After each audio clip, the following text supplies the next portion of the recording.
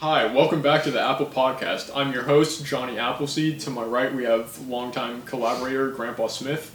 Today, we're doing a special review of the Pazazz apple, and then that comes a bit later in the show. We're obviously going to do our segment with news in the Apple world, and then...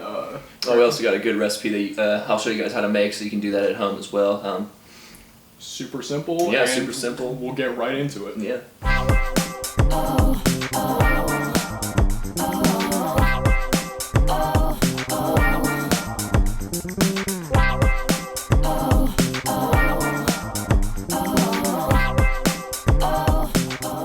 So in the news today, we have U.S. Apple responding to tariffs that could draw retaliation in response to Trump's trade tariffs on China. China has listed some retaliatory tariffs that threaten the Apple market directly because the Apple industry, the U.S. Apple industry has been growing quite a bit in the past decade or so in China.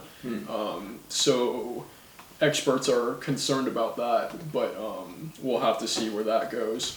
Yeah, only time will tell with that. Yeah. Nicino America has new fungicide for powdery mildew control. This novel fungicide offers a new mode of action for powdery mildew that has no known cross-resistance to other classes of chemistry. So it should be helpful for farmers looking to boost their crop or at least protect the crop they do have. And then in other news, we have a student entomologist stalking predators to save Washington apples. This article concerns woolly apple aphids, which are small white creatures that congregate on branches of apple trees, and then a lot of farmers liken it to snow, but obviously the snow ruins their crops, so they don't like. Yeah, it sounds like the worst winter of Wonderland you can kind of have. Definitely. So this student has proposed to place earwigs into the orchards, and then he hopes that they will shrink the aphid colonies. He apparently did a test run and found that the colonies did in fact shrink in size. Okay, that's good. That's good. But yeah, do you have anything to say about the earwigs? Besides, I don't really like earwigs. They're pretty gnarly creatures. I guess that's good. They're getting rid of the aphids, I do agree. It helps farmers avoid using pesticides. Oh, that's good. Yeah, I don't really like chemicals either. So so you gotta choose earwigs or chemicals. Yeah, bugs or chemicals. But bugs it is. Yeah, I agree. But yeah, so he hasn't really gotten that this earwig operation into full effect yet, but he hopes to implement this in the future to local orchards. Now we'll cut to the cooking segment. So we'll follow Grandpa Smith into the kitchen, and we'll hopefully have a fantastic time. We're gonna make some tasty treats, so I'll look forward to it. Alright guys, so today we're going to be learning a recipe that's been passed down in my family for generations, from my mom to me, from her mom to her, and from, her grandpa to her. It's called apples and peanut butter. It's known all over the country, very popular dish. Well, first, you're going to have to start off with this cast iron skillet. I cannot emphasize enough the cast iron part of the skillet. Why is there a piece of lettuce in here? I'm getting to that. Sorry. Sorry about the interruption, folks. But anyway, the cast iron skillet. I cannot emphasize enough how important this is to the process. But anyway, you take your cast iron skillet, you put it on your stove, and then you're going to want to take and turn your stove up to the highest amount of heat. And you just got to let it sit there. So then we're going to come over here, and we're going to cut up our apple now, because we got to wait for the skillet to heat up. So basically, just to cut up your apple, you're gonna want to just cut it right around there. So you miss the seeds in the center, and you're just left with the nice apple part right there. Then just cut it into some slices, maybe varying thicknesses depending on your personal preference of how thick you like your apples. All right. Then, for the application of the peanut butter, you take your peanut butter here, preferably creamy. It's a little harder to spread chunky peanut butter.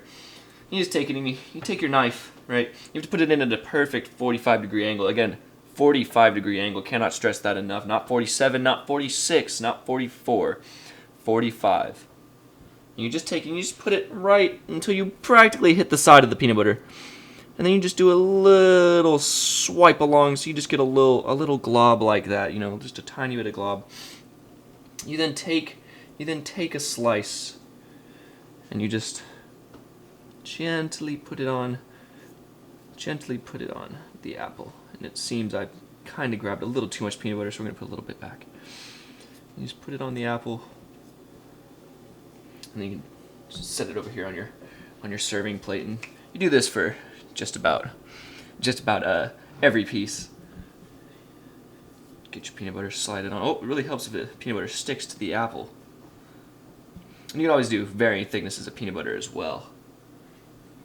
Alright, not to spend too much time on that, we'll just do a couple pieces. Also, the very next important part, you also want to make these guys look pretty. We'll just do a little simple like that. Now, you want to get the most important part of the dish. The lettuce that my friend mentioned earlier.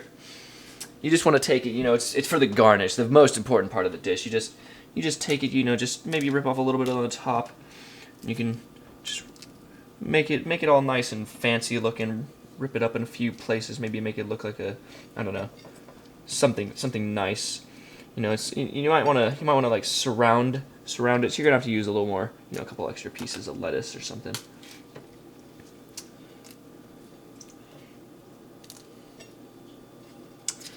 And well, and there you are, folks. That is how you make Grandpa Smith's apples and peanut butter. Enjoy.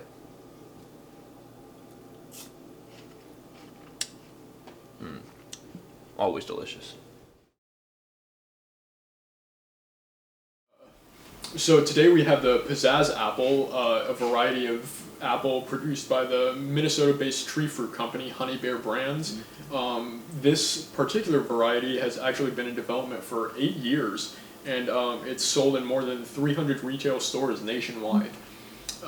So today, as we usually do, we're going to be going over the shape, shine, and density pre-cut. All right. So shape a little malformed, but that might just be because of the particular apple we have for today's show. Yeah, it's pretty large. Like, it's bigger than these apples right here, which is definitely very surprising.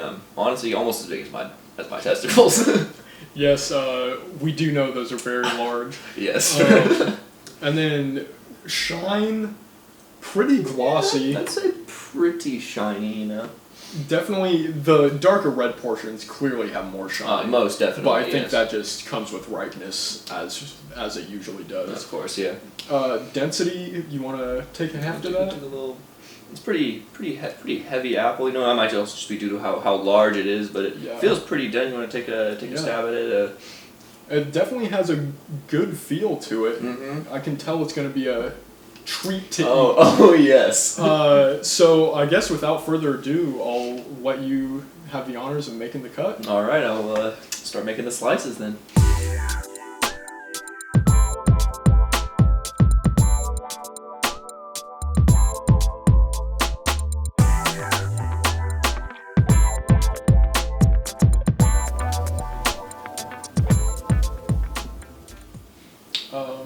Alright, so here we have the sliced apple. So we're going to go over the proper technique to eat an apple, for apple tasting. Of course, because a lot of viewers, even after so many episodes, still have questions. Yes. So obviously you have to have it at exactly 62 degrees prior to the cut. Of course. And then I know some viewers have sent in complaints that we slice up the apples because it could ruin the crunch potentially, but we found that it helps us both lower production costs and helps us more fully absorb the aroma, which we'll be reviewing here in a second. Yes, the aroma is one of the key points of this apple tasting. Honestly, the correct way to get the aroma is you take the apple and you hold it about 6 inches or so away from your face, and you actually just like they taught you in chemistry class, you have to waft it towards you. Maybe for about, take a few good whiffs, and as soon as you start feeling like a fool, you move it closer because then you can actually get the full scent of the apple. It, definitely getting some Honeycrisp notes, which is to be expected since it's a Honeycrisp. Honeycrisp cross, yes. But also reminds me of Fuji in a sense, given its thicker density, and I feel like the aroma, honestly, yeah, brings me back to the Fuji apples. I would agree. Now that we've completed our preliminary, oh my god, I went to pick it up and it just slipped. Now that we've completed our preliminary reviews of this apple, we're gonna go ahead and actually get into the tasting. I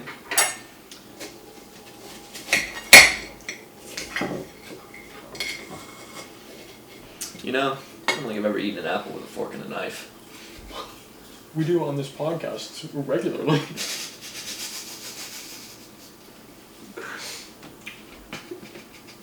Wasn't that awkward? Satisfying crunch.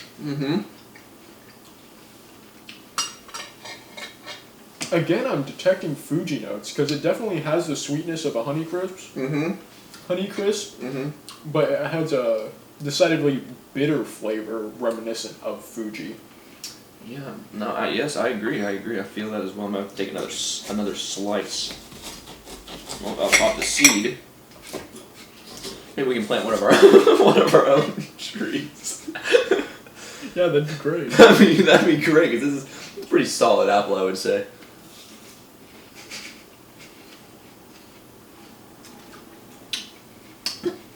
Very juicy too. Yeah. I'll give it that. I'm really digging the juice. So, how many apple cores would you give this apple out of 5? Out of 5. I'd say at least a 4. I'd say it's a pretty good apple. Personally, I really like the Fuji apple sort of taste. It's been one of my favorite apples for a while, so I'm gonna give it a 4 probably at the minimum at least. I agree. I was also thinking 4 apple cores, given its density. I feel like you get a lot for your money's worth, and just overall taste, and obviously looks appetizing. I know. Yes, I can.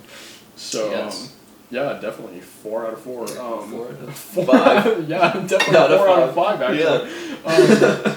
Well, that concludes today's episode of the Apple Podcast. Make sure to tune in next week when we compare Grandpa Smith's testicles to various apples. Until next time, I'm Johnny Appleseed. And I'm Grandpa Smith. Have a great day. For our most dedicated fans, if you guys want to be part of our live studio audience, you can text Apple to 27753 for more information. This is Johnny Appleseed coming to you live with the Apple Podcast here with Grandpa Smith. We just realized we have an Aurora apple never before tasted on this podcast. We need to taste it right now. Get the thermometer in that right now. It's fine. We don't have time. I don't have time to cool it down. We'll cut this guy up. Oh my god. I hope I don't slice my finger off right now. It's worth it. Oh god. Oh, it's not. Oh god. Oh, okay. All right. This is not the proper technique to cut it, but I'm okay with it. Here's a quarter. I'll take a quarter. I don't like these seeds in here. I'm gonna cut these guys out real quick. Oh god. All right. Just take a bite. Smells horrible.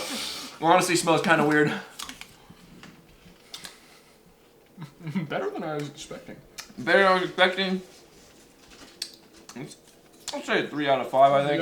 Yeah. I'll give it like 3. 3 out of 5. Alright, well, until next time, this has been the Apple Podcast with Johnny Appleseed and Grandpa Smith. Catch you guys later. I'm just Knucklin', knock it off. It's Stone Cold War!